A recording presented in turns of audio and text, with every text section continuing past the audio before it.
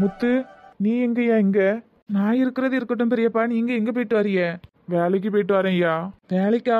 ஆமாய்யா, நடந்ததெல்லாம் கேள்விப்பட்டேன். ஒரு அப்பா ஸ்தானத்துல இருந்து சொல்றேன், கேப்பியா? என்ன பெரியப்பா?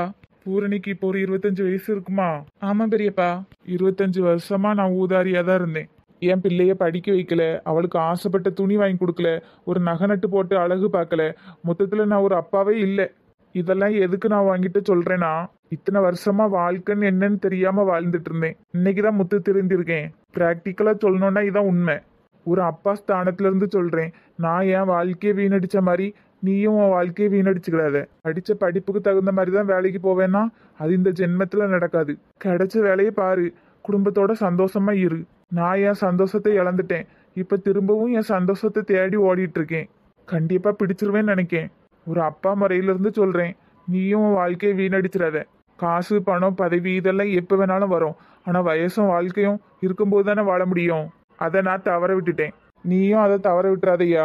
பெரியப்பா, இப்போ இருக்கிற ஸ்டேஜில் உனக்கு யார் அட்வைஸ் பண்ணாலும் நாங்கள்லாம் கெட்டவிய மாதிரி தான் தெரியும். ஏன்னா நானும் அந்த ஸ்டேஜை கடந்து தானே வந்திருக்கேன்.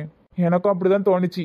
வேலைக்கு போக சொல்லும்போது அப்படியே எரிச்சலாக இருக்கும். எதுக்குடா வேலைக்கு போகணுங்கிற மனநிலையில இருந்தேன். இருந்து என்ன பிரயோஜனம்? பாரு, உங்க பெரியம்மாக்கு ஒரு நகை நட்டு உண்டா, ஒரு நல்ல துணி உண்டா, உன் அக்காவை நல்லா படிக்க வச்சிருக்கேனா? எது செஞ்சிருக்கேன்னு சொல்லு. நான் என் வாழ்க்கையும் கெடுத்தது இல்லாம அவிய 2 பேர் வாழ்க்கையும் சேர்த்து தானே கெடுத்தேன். அந்த நிலைமை அள்ளிக்கு வந்துடக்கூடாதுயா. அள்ளி உன்னையும் நம்பி வந்த பிள்ளை. கிடைச்ச வேலைக்கு போ, கிடைக்கிற சம்பளத்தை கொண்டு வந்து வீட்டில் கொடு. 1000மோ 2000மோ அதை வச்சு சந்தோஷமா இருக்கலாமே. 20,000 30,000 தான் சம்பளம் வாங்கி சந்தோஷமா இருக்கணும்னா இந்த உலகத்துல யாருமே சந்தோஷமா இருக்க முடியாது. படிச்ச பையன் புரிஞ்சுக்குவான்னு நினைக்கேன். வீட்டுக்கு வரலையா முத்து? இல்லை பெரியப்பா, நீங்க போங்க. சரி. பெரியப்பா சொல்றதும் ஒரு விதத்துல நியாயம்தான். படிப்புக்கு தகுந்த மாதிரி வேலை எப்ப வேணாலும் கிடைக்கும். அது வரைக்கும் இப்படியே இருக்க முடியுமா? எப்படியாவது ஏதாவது ஒரு வேலைக்கு போய் சம்பாதிச்சு அள்ளியே திரும்பவும் கூட்டு வரணும். அக்கா, ஒரு பிரெக்னன்சி கிட்டு கொடுங்களேன். அந்த எடுத்துட்டு வரேன். என்னன்னு தெரியல, மனசுக்கே ரொம்ப சந்தோஷமா இருக்கு. கடவுளே, அள்ளி பிரெக்னண்டா தான் இருக்கணும். எங்க வீட்டுக்கு வந்த நேரம் ஒரு புது உயிர் வரப்போகுது. பிறக்கிற குழந்தை ஏன் என் பொண்ணா இருக்க கூடாது? கடவுளே. 90 ரூபாக்கா. இந்தாங்க அக்கா. இப்பெல்லாம் கர்ப்பமா இருக்கிறத கண்டுபிடிக்கிறதுக்கு இப்படி ஒன்று வந்திருக்கு. நம்ம காலகட்டத்தில் அப்படி கிடையாது. நாள் தள்ளி போச்சுன்னா பெரியவங்க கையை பிடிச்சி பார்ப்பாங்க. இப்பெல்லாம் அந்த மாதிரி பார்க்கறதுக்கு யாரு இருக்கா? இது எப்படி யூஸ் பண்ணணும்னு கூட தெரியாது. சரி, அள்ளி படித்த பிள்ளை தானே, அவளுக்கு தெரியும். வேலைக்கு போறேன்னு போனாரு, இன்னும் வரல. இவரை நம்பலாமா? என்ன டீ வாசலையே எட்டி எட்டி பார்த்துட்டு இருக்கா? ஒன்றும் இல்லைம்மா, சும்மாதான். வேலைக்கு போனவன் இன்னும் வரலையா? வந்துருவாவுமா? வருவான். ராத்திரி நல்லா புல்லா குடிச்சிட்டு வருவான். அவனையும் நம்பி நீ சோத்து சட்டிலாம் போட்டு கொடுத்தா பத்தியா? அதையும் எங்கனையும் அடகு வச்சு 50 ரூபா வாங்குறானா தெரியல. வந்துருவாவுமா? வரட்டு பாப்போம். வந்துட்டாவுமா? ஏங்க, வந்துட்டீங்களா? வேலை எப்படி இருந்து? ஈஸியா இருந்தா கஷ்டமா இருந்தா?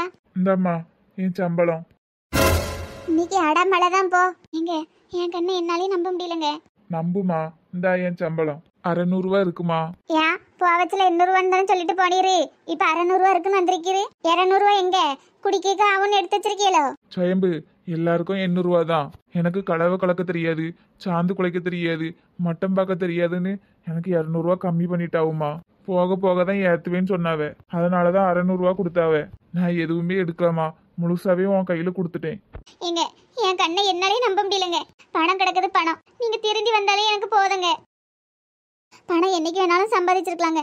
ஆனா நம்ம இழந்த இந்த 25 வருஷம் எப்படிங்க வரும்? கவலைப்படாதம்மா, நான் தான் தப்பு பண்ணிட்டேன். ஆரம்பத்திலேயே நான் இப்படி சம்பாதிச்சிருந்தேனா இப்போ நீ ராணி மாதிரி வச்சிருந்திருப்பேன். இனிமே நான் எந்த தப்பும் பண்ண மாட்டேமா. உன் மேல சத்தியம். நம்ம பொண்ணு கல்யாணத்துக்குள்ள எப்படியாவது அவளுக்கு என்னால முடிஞ்சதை நான் செய்வேமா. போதுங்க, எனக்கு இது போதும். வாலிபங்கள் ஓடும் வயதாக கூடும், ஆனாலும் அன்பு மாறாதது. போதும். இம்மா பாத்தியம்மா, முழு சம்பளத்தையும் என்கிட்ட கொண்டு வந்து கொடுத்துருக்காவே. ஆமா சேம்பு, இப்பதான் எனக்கு மனசுக்கு நிம்மதியா இருக்கு. அத்தை. மாப்பிள, இனி மன்னிச்சிருங்க மாப்பிள. ஐயோ அத்தை, நான் திருந்தணும் தானே நீங்க நீ அப்படிலாம் பேசுனீங்க. நான் எதுவுமே மனசுல வச்சுக்கல அத்தை. அதுவும் இல்லாம உங்களையும் சந்திரையும் பார்த்துதான் நான் திருந்தினேன். என்ன மாப்பிள சொல்றீங்க? ஆமாத்த, ஒரு ஆண் துணை இல்லாம நீங்க 2 பேரும் எவ்வளவு கஷ்டப்படுறீங்க. ஆனா நான் அந்த கஷ்டத்தை நான் இருந்துமே சுயம்புக்கு கொடுத்துட்டு தான் இருந்தேன். அதான் உங்க 2 பேரையும் பார்த்துதான் அத்தை நான் திருந்தினேன். ரொம்ப சந்தோஷம் மாப்பிள. இனிமே நீங்க சுயம்புவை நினைச்சு கவலைப்பட வேண்டியதில்லை. அவளை நான் நல்லா பாத்துக்கிடுவேன் அத்தை. சரிங்க மாப்பிள.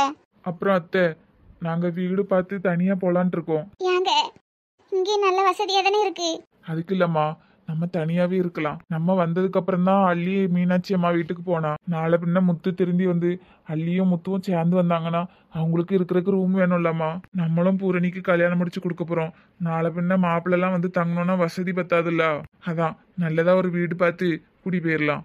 இப்பதான் மாப்பிள்ள நல்ல முடிவு எடுத்திருக்கிய. மாப்பிள்ள சொல்றது சரிதான் டி. பூரணிக்கு நாளை முன்ன கல்யாணம் ஆச்சுன்னு வை, அவளும் அவ புருஷனை வந்து தங்குறதுக்கு ஒரு இடம் வேணும்ல. பக்கத்துல எங்கேயாவது நல்ல வீடா இருக்கான்னு பாருங்க மாப்பிள்ள. சரிங்க அத்தை. மாப்பிள்ள போங்க, கை கால் கழுவிட்டு வாங்க, போய் சாப்பிடுங்க.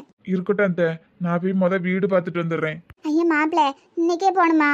இன்னைக்கே போகல அத்தை, வீடு பார்த்து பால் காய்ச்சிட்டோம்னா நேரம் கிடைக்கும் போது குடி போயிடலாம்ல. சரிங்க மாப்பிள்ள. நான் வாரேன் சேம்பு. டி சொன்ன மாதிரி என் கண்ணே என்னாலே நம்ப முடியல டி. திருந்திட்டாரு, அதுக்குன்னு ஒரு ஐடியாவா திருந்துவாரு. எனக்கும் அதாம்மா நம்பவே முடியல. இனி உன்னே நினைச்சு எனக்கு கவலையே இல்ல டி. உனக்கு கஞ்சி ஊத்திடுவாரு கடைசி வரைக்கும். அவரு திருந்திட்டாரு, இனி நீயும் திருந்த பாரு. நான் என்னமா திருந்தணும்? ஆமா, அடுத்த வேலை ஏகத்தாளமா பேசிக்கிட்டு யாரையும் குறையமா பார்த்துக்கிட்டு அடுத்த மனசை கஷ்டப்படுத்துற மாதிரி எதுவும் பேசிட்டு அலையாத. அவரும் திருந்திட்டாரு, நீயும் திருந்த பாரு. நான் கும்பிட்ட சாமியை நீ கைவிடல. ஒவ்வொரு நல்ல காரியமா நடக்கு. அதே மாதிரி என் பேரனும் பேத்தியும் ஒண்ணு சேர்ந்து வந்தா நல்லா இருக்கும். அள்ளி அள்ளி சொல்லுங்கம்மா. இப்ப எப்படிமா இருக்கு? அப்படியேதாம்மா இருக்கு. சரிம்மா, நீ போய் டெஸ்ட் பண்ணிட்டு வா. டெஸ்டா? என்ன டெஸ்ட்மா? அள்ளி இங்க பாரு. என்னதுமா இது? என்னதுன்னு தெரியாதா? விவரம் தெரியாத பிள்ளையால இருக்க. பிரெக்னன்சி டெஸ்ட் பண்றது. அம்மா நான் தான் சொன்னேன்ல, அதுவா இருக்காதுமா. சாப்பிட்டதுதான் எதுவோ ஒத்துக்கல. சரி, என் திருப்திக்காக ஒரே ஒரு வாட்டி டெஸ்ட் பண்ணி பார்க்கலாமே ப்ளீஸ்மா. வேண்டாம்மா, எனக்காக. அப்புறம் நம்ம வயிற்றுல வச்சுட்டு தெரியாம இருந்து அதுவும் சேரக்கூடாது, ஏதாவது சாப்பிட்டோன்னா அப்புறம் அந்த பிள்ளைக்கு தானே கஷ்டம். நமக்கு தெரிஞ்சிட்டுனா நல்லா சந்தோஷமா நிம்மதியா அதை பாதுகாப்பா பார்த்துக்கிடலாம்ல. அதுவும் இல்லாம நீ இங்க வந்ததுக்கு அப்புறம் தான் உனக்கு இந்த மாதிரி இருக்கு. ஒருவேளை என் பொண்ணே திரும்ப பறக்குதோ என்னதோ, அதனாலதான் உன்னையும் என் வீட்டுக்கார கண்ணில் காமிச்சிருக்காரு கடவுள். உன் பொண்ணு திரும்ப பறக்குது இந்த பொண்ணு மூலமான்ட்டு. எனக்காக ஒரே ஒரு தடவை டெஸ்ட் பண்ணி பாருமா. சரிங்கம்மா. கடவுளே, எப்படியாவது பாசிட்டிவ் தான் வரணும். அம்மாடி பிரேமா, எனக்கு நம்ம நீ தான் திரும்ப இந்த உலகத்துக்கு வரப்போறியோன்னு தோணுது. திரும்ப இந்த அம்மா கையிலேயே வந்துருமா. உன்னை ஆசாசியா வளர்க்கணும், உன்னை அப்படியே அள்ளி கொஞ்சணும். இந்த தடவை உன்னை தவற விட மாட்டேன். எப்படியாவது வந்துருமா. எங்க அப்பாவும் அம்மாவும் உனக்காக காத்திருக்கோம். என்ன இது டபுள் கோடு வந்திருக்கு? டபுள் கோடு வந்தனா அதுல பாசிட்டிவ் தானே போட்டிருந்து. அப்போ அம்மா சொன்ன மாதிரி நம்ம முழுகாம தான் இருக்கோமா? கடவுளே, மனசுக்கே ரொம்ப சந்தோஷமா இருக்கு.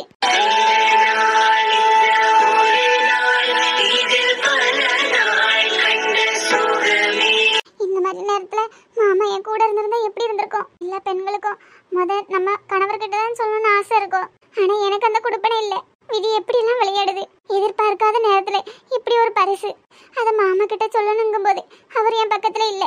அள்ளி என்னாச்சுமா? இந்த வாரேம்மா. என்னாச்சுமா? என்னாச்சுன்னு சொல்லுமா. டபுள் கோடு வந்துச்சாமா? பாசிட்டிவா? எதுக்குமா எதுவுமே பேசாம இருக்க? சொல்லுமா, ஆர்வமா இருக்கு சொல்லுமா. நீங்களே பாருங்கம்மா, பாசிட்டிவ் வந்திருக்கு. ரொம்ப சந்தோஷமா இருக்குமா. நீ அம்மா கண் கலங்குற? இல்லம்மா, எல்லாரும் இது தான் கணவன்கிட்ட தான் ஃபர்ஸ்ட் சொல்லணும்னு ஆசைப்படுவாங்க. ஆனா எனக்கு அந்த குடுப்பனை இல்லை பத்தீங்களா. அள்ளி, இந்த மாதிரி நேரத்துல மனசுல போட்டு எதையும் கஷ்டப்படுத்திட்டு இருக்காதம்மா. நீ எந்த மனநிலையில இருக்கியோ அதே மனநிலையில தான் உன் குழந்தையும் இருக்கும். சந்தோஷமா இருமா. அம்மா நேரத்து உடனே போன் ஆன் பண்ண சொன்னோம்ல, ஆன் பண்ணிட்டியா? இல்லம்மா. நீ உடனே ஆன் பண்ணு. நீ ஆன் பண்ணதும் உன் வீட்டுக்காரர் உனக்கு போன் பண்ணுவாங்க. அப்ப இந்த விஷயத்த சொல்லு. இல்லம்மா, இதை இப்போதைக்கு அவர்கிட்ட சொல்ல போறது இல்ல. என்னம்மா சொல்ற? அவரை நான் எப்ப பாக்கணும், அவரை கண்ணை பார்த்து அவர் நேர்ல நான் சொல்லணுமா? சரிம்மா. அள்ளி, எனக்கு நம்ம வயிற்றுல என் பொண்ணே திரும்ப வந்த மாதிரி இருக்கு. என்னம்மா சொல்றீங்க? ஆமாம்மா, எனக்கு என்னவோ அப்படிதான் தோணுது. இவ்வளவு நாள் நீ பிரெக்னென்ட் ஆகல, எங்க வீட்டுக்கு வரணும்னு இருக்கு. அதுக்கப்புறம் தான் உனக்கு இந்த அறிகுறியெல்லாம் காட்டியிருக்கு. அது ஏன் என் வீட்டுக்கார் கண்ணில் நீ படணும்னு இருந்திருக்கு. அவர் உன்னைய வீட்டுக்கு கூப்பிட்டுட்டு வரணும்னு இருந்திருக்கு. இதையெல்லாம் பார்க்கும்போது என் பொண்ணே திரும்ப வந்து பிறக்கிற மாதிரி இருக்குமா. இந்த அம்மாக்காக ஒன்னே ஒன்று செய்வியாம்மா? என்னம்மா? உனக்கு பிறக்க போற குழந்தைக்கு பிரேமான்னு பேர் வைப்பியாம்மா? கண்டிப்பா பிரேமான் தாம்மா வைப்பேன். எதுவும் கவலைப்படாதீங்கம்மா. உங்க பொண்ணுதான் என் வயிற்றுல வளருது. ரொம்ப சந்தோஷமா. அவ பிறந்ததும் அவளை தைரியமா வளர்க்கணும். சரியாம்மா? நான் வளர்த்த மாதிரி கோழையா வளர்த்துறாதம்மா. எந்த கஷ்டம் வந்தாலும் சரி, தற்கொலைங்கிற முடிவே எடுக்க கூடாது அப்படின்னு சொல்லியே வளர்க்கணும்மா. நீங்க அழுகாதீங்கம்மா.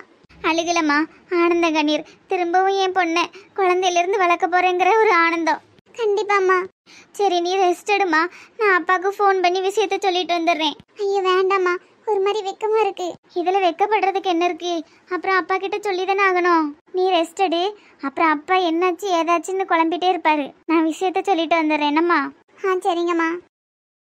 அப்புறம் அள்ளி அந்த கிட்ட பத்திரமா வச்சுக்க. சரிங்கம்மா.